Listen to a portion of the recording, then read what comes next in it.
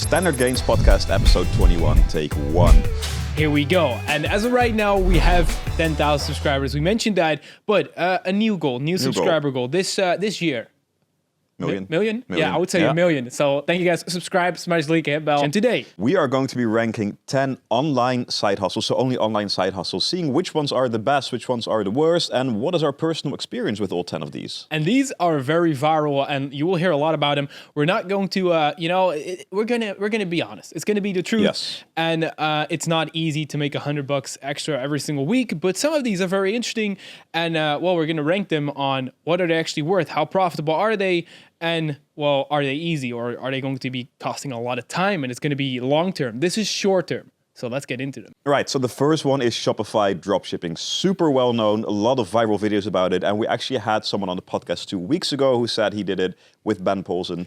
And honestly, there are a lot of pros and cons here. So let's have a simple look. What is dropshipping? Dropshipping means that you are going to find a product on a Chinese website, Alibaba most of the time, and then you're going to create a website which links your product to the Chinese product. If a visitor comes there and sees, hey, this is a cool product, I'm going to pay 20 euros for it, you can automatically send an order to the Chinese manufacturer.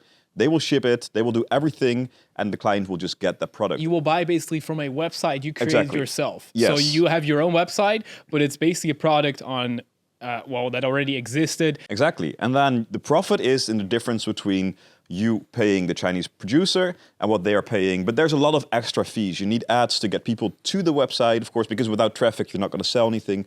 There's shipping costs. There's often customs cost. Right now, over here in Holland, they just changed it that no matter how expensive the product is, you always have to pay import duty. So there's a lot of hidden costs here as well. And if that happens, then you actually, let's say you're selling a $25 product that you buy for $10. That could be realistic. It could be a little bit lower or a little bit higher if you have to pay customs, if you have to pay for certain shipping or customers pay for that themselves. But there are a lot of costs adding up to get to that like 15 bucks difference that will probably add up that there is almost no profit left. But I mean, a good dropshipper will probably know how to get around this, but it's getting harder and harder, like we said, with some new government rules here in the Netherlands and probably some different countries as well. A few years ago, I really understand this was working, right? People found relatively cheap products and they would pay for it. However, the issue with dropshipping is if I order it right now on a Dutch website, it will actually be shipped from China. So I have to wait 2 to 3 weeks for my products to arrive. And people don't really want to wait that long anymore for products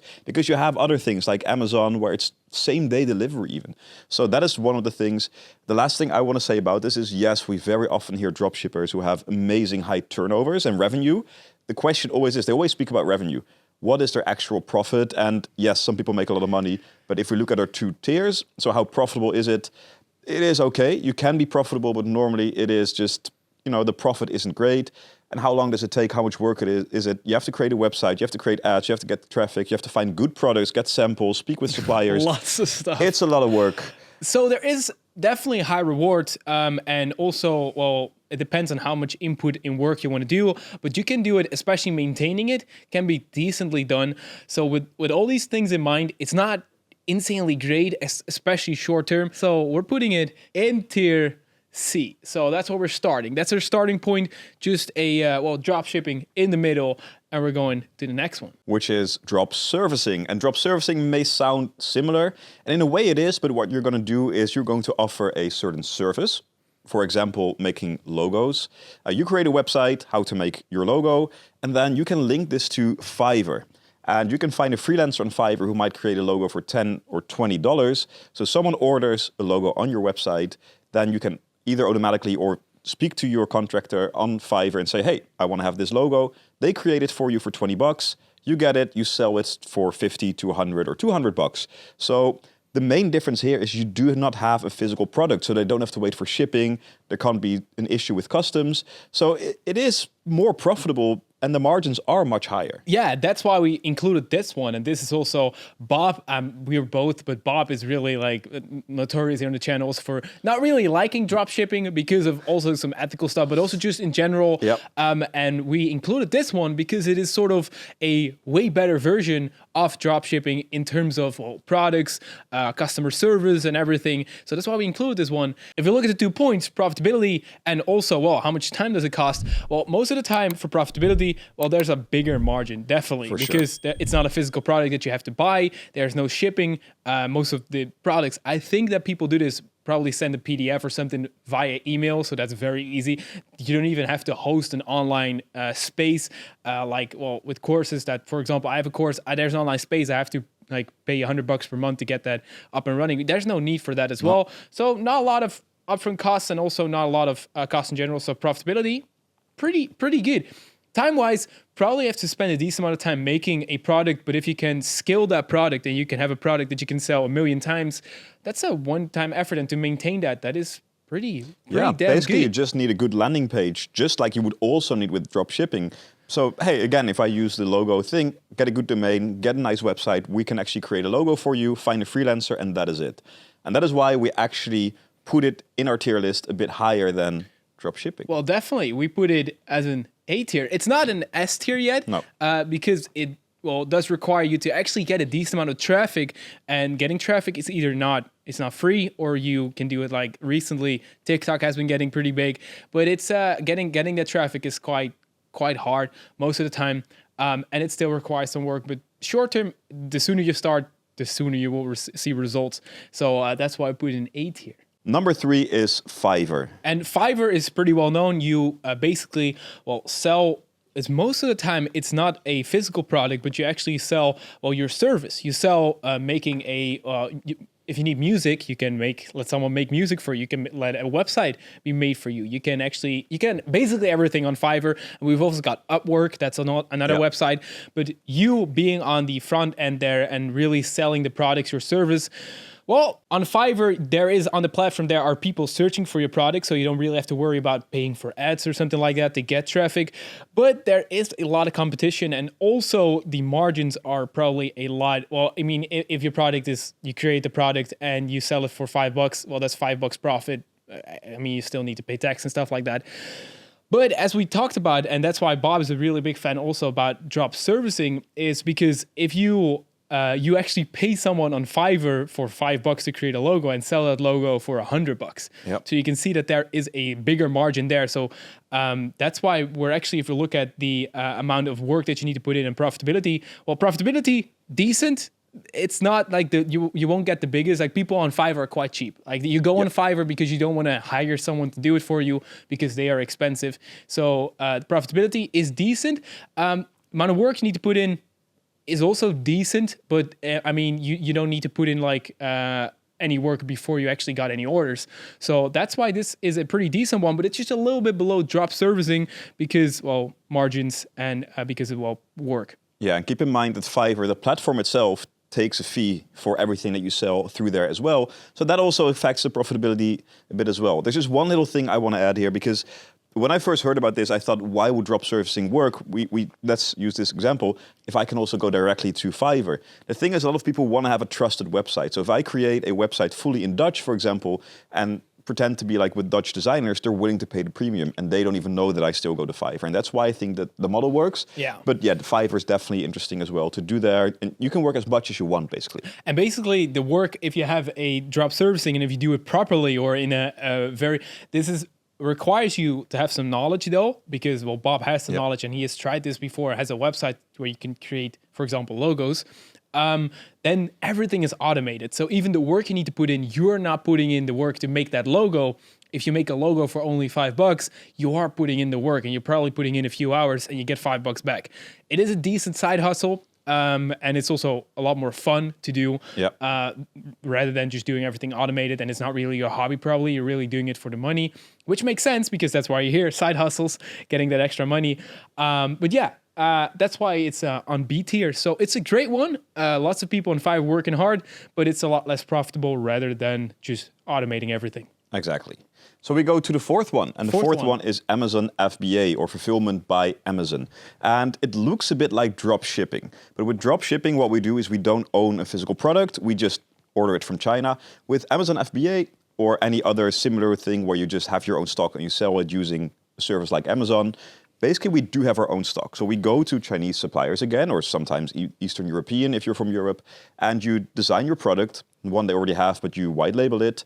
You order a bunch and you put it at Amazon. And because Amazon now fulfills everything for you. So they will do the packing. They will do, of course, you will be able to promote it on Amazon. They will do the shipment and everything. So you have your own product, your own stock, which also means you actually need to invest upfront. And you do not need that when you do something like drop shipping. So you need to have stock, you send it there, and then everything is basically automated. And you should still have a nice little margin. But keep in mind, I think Amazon takes about 30%. 30% of everything that you sell. That's what it was when I had some products on Amazon together with some different companies that we work together. And we could see like, we really wanted to get people to our website directly rather than buying on Amazon. So the only like benefit of Amazon. So if we would look at the sort of tier list here, and we would grab Amazon here, and you would say, oh, okay, so it is more expensive, a lot more expensive than drop shipping. Well, yeah, at least you need an investment upfront. Yeah. But Amazon is great for search. Like, it's insane. We had a bottle that was made with drink your water on it, and it was made for my subscribers. So we thought, let's just try it out on Amazon as well. All the sales came from people who had no clue. They just wanted a water bottle with drink your water on it. And that's why, well, it would actually be below because of the investment, time, also the percentage that Amazon takes. But that's why it's basically similar to drop shipping, because all the search is done for you. And I mean, it is an upfront investment, but the return can be very nice. Exactly. And maybe the last thing here is when we talk about ads, so with dropshipping, you need to create ads that drive traffic to your website. Yeah. On Amazon, you can actually have something called pay-per-click, so PPC. So you say, hey, this is my product. I want it to be in the top pages when they search water bottles. And then, of course, you just pay for everyone who clicks on your product. But that way you can get ranked higher and higher and higher as you get reviews, as you get sales. And it's just a very nice marketing method. But as you said, it just costs a lot more money. Upfront. And I mean, we're talking about short term, a little bit more long term here. But yeah, it's similar to drop shipping, and ethically, I mean, I know which one you prefer. Yep. All right, on to the fifth one. And that is one which is for you, Stan. Take it away. YouTube. Okay, so YouTube sucks. We're gonna quit right now. No, okay, so YouTube. Where would I put YouTube? And YouTube, basically making YouTube videos and, well, earning from the ads on your YouTube videos. Is that a good side hustle? Yes. Is it very profitable? Yes. Is it short term? Hell no. Nope. In order to get a few, because that's what we're looking at, a few $100 a month, so $100 a week. To get that on YouTube, you would need 100,000 views per week-ish, maybe a little bit less. Getting to that, to get an audience, I mean, it's hell. It's hell. To get that at the beginning, I mean, the podcast isn't getting that. We're making $50 to $100 per month with the podcast right now, per month, that is. And we're putting in a decent amount of work. I mean, I would say that will be the amount of work you want to put in maximum per week to get like your side hustle. We're putting in one full day and some other stuff in between. So that's what you want to put in.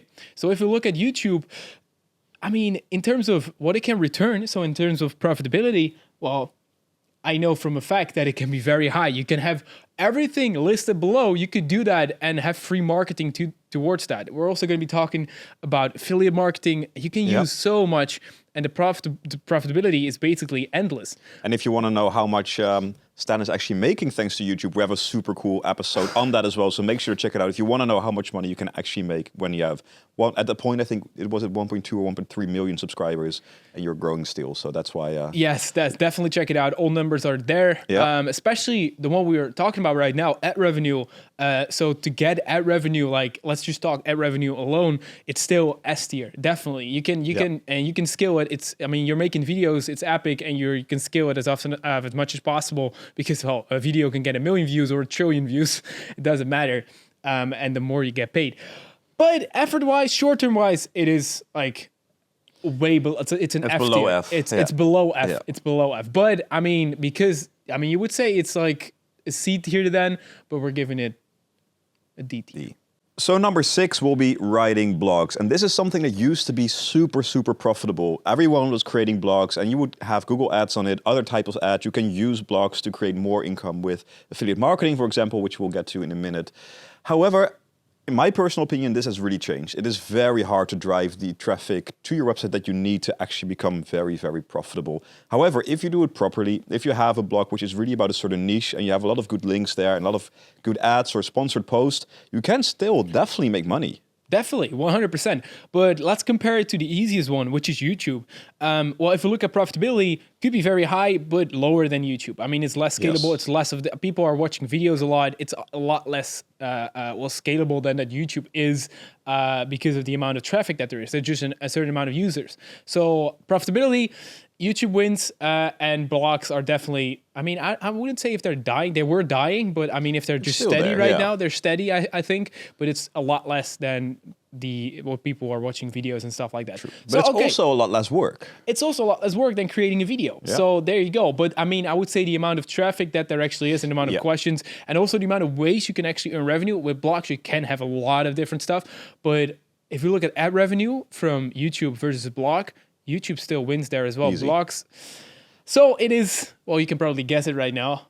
It's below YouTube. So it's E tier. It's E tier. Also, long term, it could be worth a lot more. Short term, getting a blog to pop off and get $100 a week from a blog.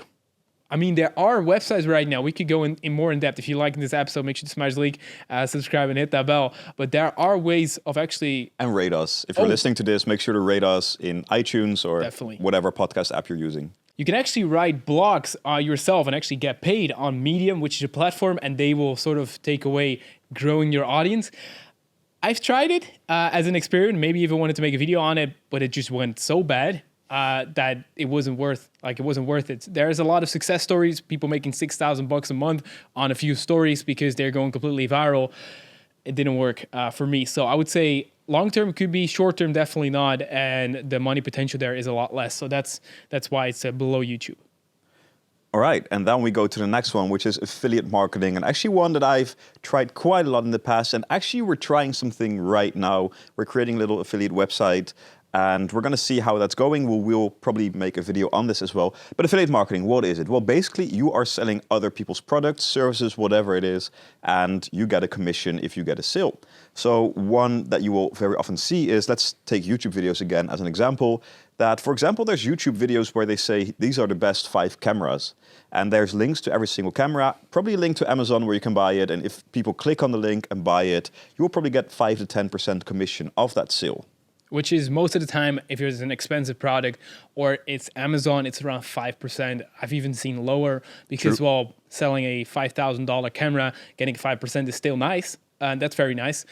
So if you just look at that, then profitability, I mean, lots of you have probably heard of affiliate marketing and know all the ways. So you can integrate it in YouTube, you can integrate it in blogs, but let's assume you have, because that's what we're doing the entire podcast already, 0 reach, because you are watching this, you want to earn $100 extra, right? Yep. That's it. So with affiliate marketing, well, profitability wise, you can scale it a lot. There's a lot of potential there, but you need to put in the work. So short term, again, what are you going to do? Well, there's no reach, so you would have to pay for ads, or you would have to pay YouTubers or TikTokers to promote your link. You could do this with all the other products that we said as well. And you can already see where this is going. It is very similar wise to profitability, but also to work short term. It is very much like dropshipping or Amazon FBA, because you need the traffic, you need the margin actually, so you need to have something that sells it. With short term, it could be working, could also not be working. Exactly, and we will be finding out because we are actually going to try it right now.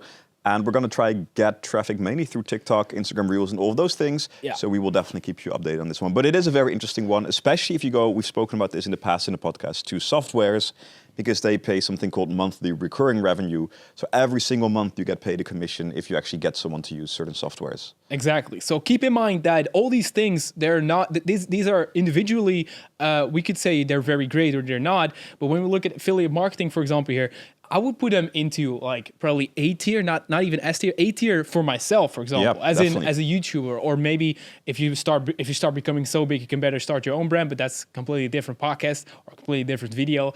But then it will be S tier or A tier, for example.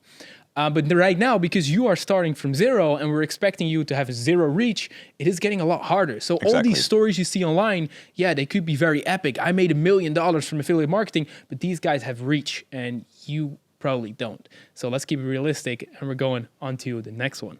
And the next one is print on demand, something that's really growing, and you can do this in so many different ways. One of the things that you have is there's websites which offer print on demand services all through the world. And what I mean by that is you go to one of those websites, you say, hey, I want to sell yoga pants, canvases, pillow, like anything you can think of, you can sell there.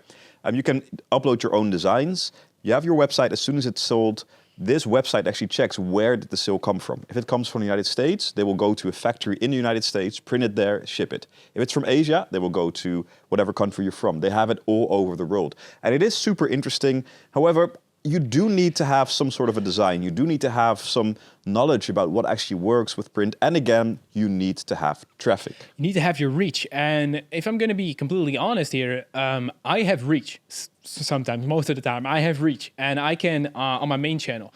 And we can sort of see this as this is third party. So you have the customer, you have yourself, and the third party is printing everything for you, sending stuff, maybe even.